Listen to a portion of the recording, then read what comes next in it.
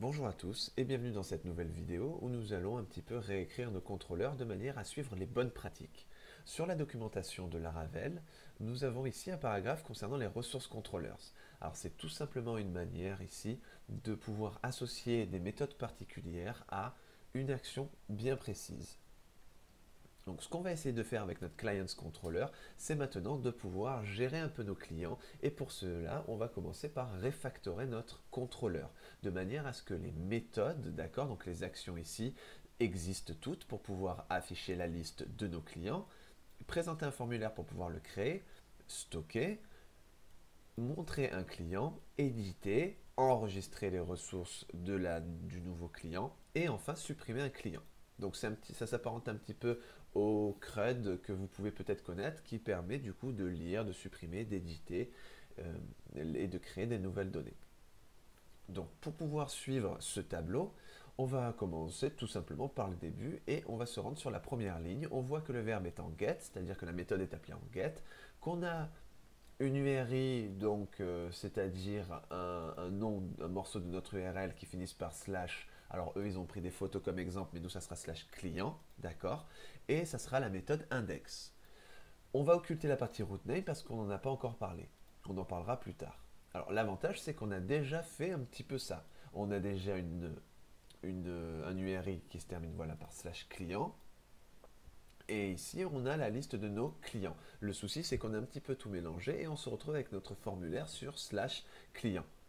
Le deuxième souci, c'est que la méthode est censée s'appeler index et nous, on l'avait appelée liste. Donc ce qu'on va faire, c'est déjà régler ce petit problème. On va se rendre sur notre client controller et on va modifier le nom de la fonction list par index. D'accord?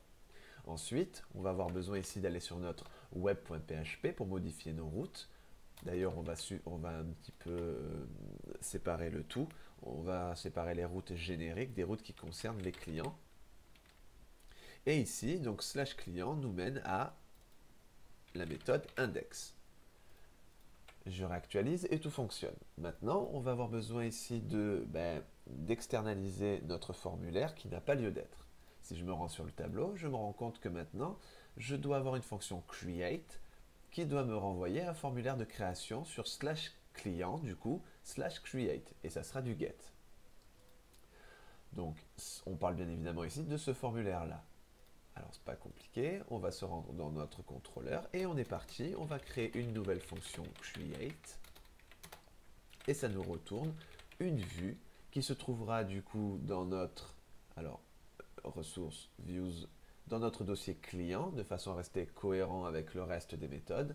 Et on a ici une vue index qu'on avait déjà créée qui correspond à la fonction index, rien de plus simple. Et on va avoir besoin de créer ici une vue create.blade.php qui répondra du coup à la fonction create et qui du coup nous donnera notre formulaire. Donc ça sera clients.create. Voilà.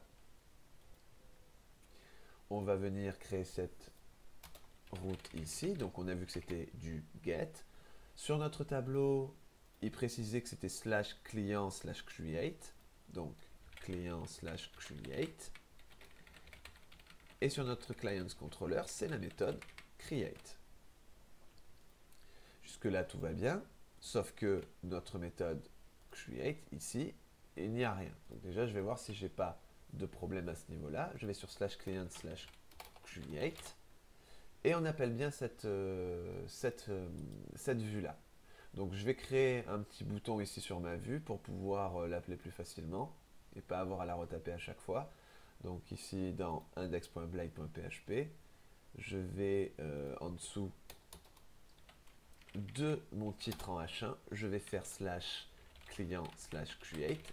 Je crée ce lien là et je vais marquer nouveau client pour créer un nouveau client. On va lui donner un style grâce au Twitter Bootstrap avec la classe btn primary.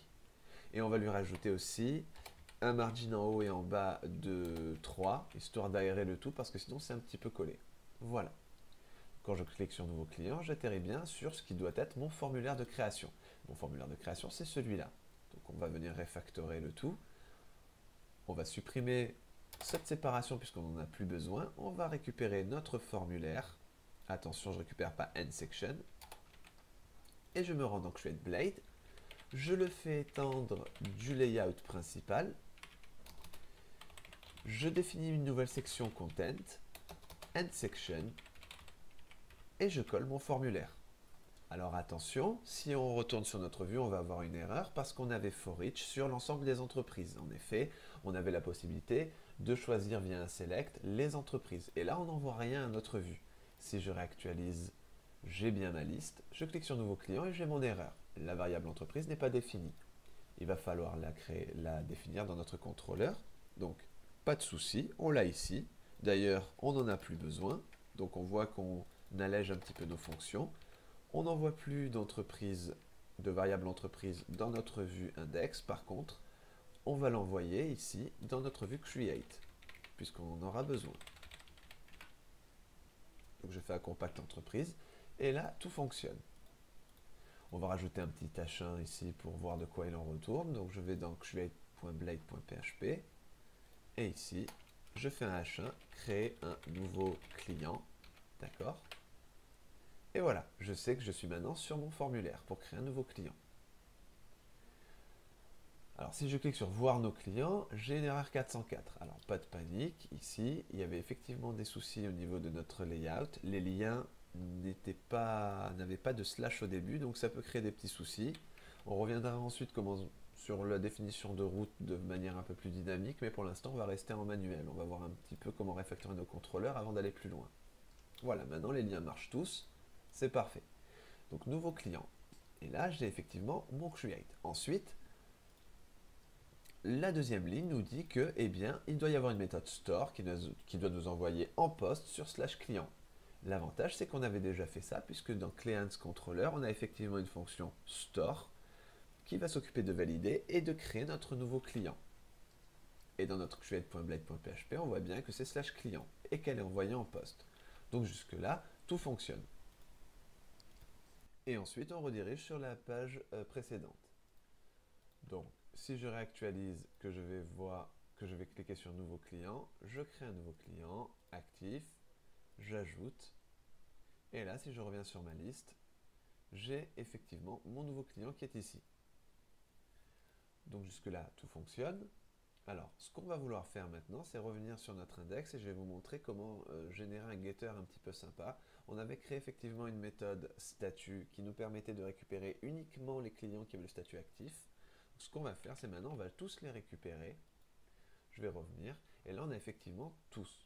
Donc, ceux qui ont le statut actif qui est égal à 1 et ceux qui ont le statut inactif qui est égal à 2. Dans ma vue index, ce que je vais faire, c'est déjà, on va refactorer un petit peu ça en mettant un tableau un petit peu plus sympa. Donc sur Bootstrap, je vais récupérer la documentation sur les tableaux et on va récupérer ce genre de tableau. Voilà. Là, je vais le coller. Voilà. Et on va supprimer ce qui se répète ici. On va avoir besoin donc ici du nom du numéro, on mettra l'id. Ici on mettra pourquoi pas le nom du client, d'accord. On mettra le statut, voir s'il est actif ou inactif. Et ensuite on va en mettre l'entreprise auquel il appartient. Bien. Et on aura besoin ici de boucler à ce moment-là, puisque c'est ici que les données sont dynamiques. Donc ce que je vais faire, c'est supprimer tout simplement cette ligne. Mon for each, je vais le passer juste après le tbody et je vais le fermer juste avant le tbody. D'accord? On va réindenter un petit peu tout ça. Voilà, hop, je fais attention aux balises. La table c'est bon, le tbody, tout ça, hop, voilà. Donc a priori, je vais boucler donc sur tous mes clients. Et là, je vais récupérer l'id du client, donc dans la première rangée. Ensuite, je vais récupérer le nom du client, d'accord. Ici, je vais récupérer le statut et c'est là qu'on va voir comment récupérer un getter sympa. Et enfin, je récupère l'entreprise, donc on n'oublie pas, c'est sur entreprise. Et ensuite, je récupère le name de l'entreprise. Donc ça devrait être bon. je retourne sur mon application, je réactualise. Et ici, j'ai laissé ici un arrobase, c'est pour ça qu'il interprète mal. Et ici, je me retrouve avec un super tableau. Donc c'est pas mal. Le souci, c'est que maintenant, statut, eh ben, c'est soit 1, soit 0. Et c'est pas très cohérent. Alors on pourrait utiliser le ternaire ici pour dire est-ce que statut est défini, si oui, ça serait actif, sinon inactif. D'accord? Voilà, donc ça fonctionne. Mais si demain on veut rajouter un autre statut, eh bien ça cassera le ternaire puisque ça ne fonctionnera qu'avec deux statuts, soit l'un soit l'autre. Et si on veut rajouter par exemple un statut en attente de validation, eh bien ça ne marchera plus. Donc, et dans tous les cas, ce genre de traitement est à faire dans le modèle. Donc ce qu'on va faire, c'est créer notre getter dans notre client. Donc on va revenir sur client.php. Je réactualise, on voit bien qu'on est à 1 et à 0. Ce qu'on va faire, c'est créer une nouvelle fonction qui s'appellera get, le nom de notre colonne status, et on rajoute attribute. On va lui passer les attributs ici en paramètres, et je vais retourner un tableau. Et ce tableau, je vais dire, si c'est égal à 0, je vais afficher inactif. D'accord, on va mettre une majuscule. Et si c'est égal à 1, je vais retourner actif. Et je passe les attributs de cette façon-là. Maintenant, si je reviens sur mon tableau et que je réactualise, je vois que à la volée, comme ça, je peux récupérer une chaîne de caractères suivant l'information qui est stockée en table.